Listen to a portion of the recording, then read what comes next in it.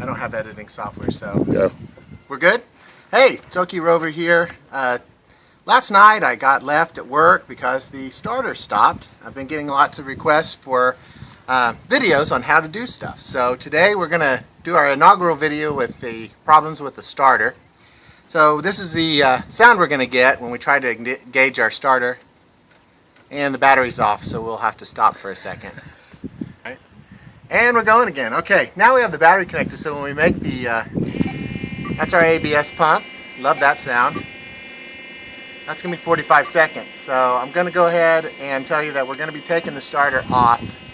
And there's a few bolts, a couple of fancy bolts that require hex head drivers. I'll show those to you in the video on the next segment. As soon as that gets off there, we'll do the bump and you'll hear the click, click, click sound of a starter not engaging. And that's it. That's all she does. Doesn't matter how many times you click it, it will not turn. And I'll explain that to you here when we get back. Yep. Okay, first thing that's going to come off is the heat shield.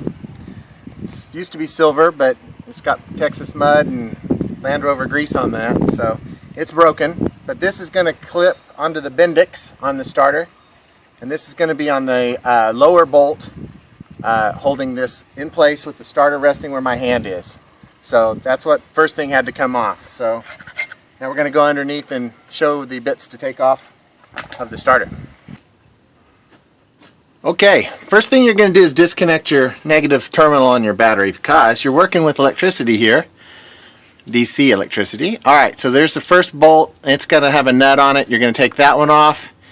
And we look again. That's it. There's a cable right here. That one's going to slip off. It's got a nice edge connector on it. That's going to come off pretty easy. The other one's going to come off is here. This bolt. This is the cable that goes to the ground on the other side. These are the type of nuts, or bolts, excuse me, that are on there. You can see they're hex headed. And that's going to require a special little hex head tool to take that off. There's one on the bottom, one on the top. The top one is a lot harder to get to. I have a picture I've taken of it so you can see a little trick to use a wooden block to prop against this. I was going to call that a bulkhead, but that's actually the engine, so that you can crank on that a little bit harder and get it good and turned. And so, alright, I'm going to do this work. I can't film and shoot at the same time, so I'm going to stop. We'll come back and show you the result. Alright, I got all the bolts off of it. Now I'm going to pull it out. This little trick is you pull it out. It weighs about 5, 7, 8 pounds, something like that. You don't want to let go of it from flying out and hitting you in the head. I had trouble pulling it out this way. I guess if I woggled it around I could, but it did come out really easily this way. So that was a lot easier to do. So as you get her pulled out, then you're out. Okay, so this is the starter out.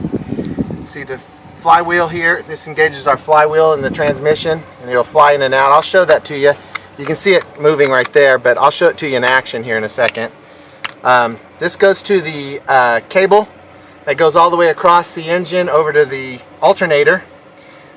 This is in place there. This is where the key ignition switch is plugged into.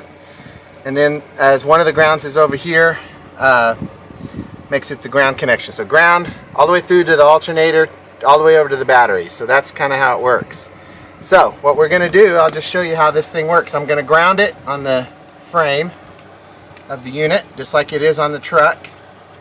And then on this side, let me flip it over. No, that's not what I want. Right there. Okay. So on this side, I'm going to hit the short terminal here. Got that? Okay. I'm going to hit this short terminal and it's going to spin. So you can see it spin. Yay! Spinning!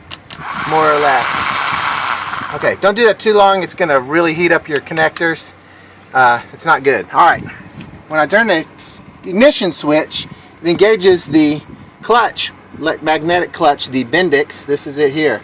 And it'll cause this rod to throw that flywheel out. So you can see it there.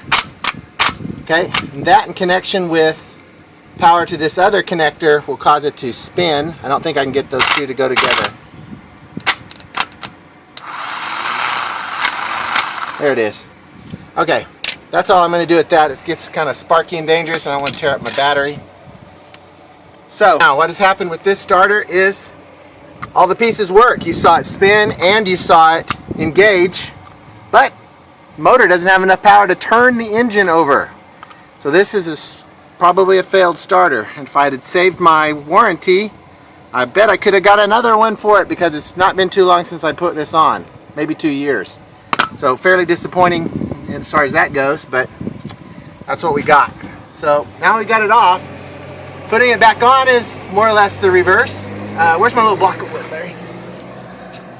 I'll show you the picture where I prop the wrench against the block of wood against the block of the engine's where my hand is. And then you put the wrench against it there. So when you're trying to turn with the long extension on it, it's a little bit easier.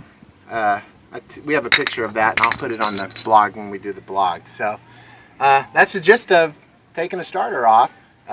Hopefully we can get a starter on Monday and get the Range Rover back up and running. But that's about it. Larry, did I miss anything? I think you got it. All right. Well, that's all of it for the inaugural Okierover how to take off your starter and diagnose the problem. And reverse of that would be putting it back on. I think that's all I got. Thanks for reading the blog, and happy rovering.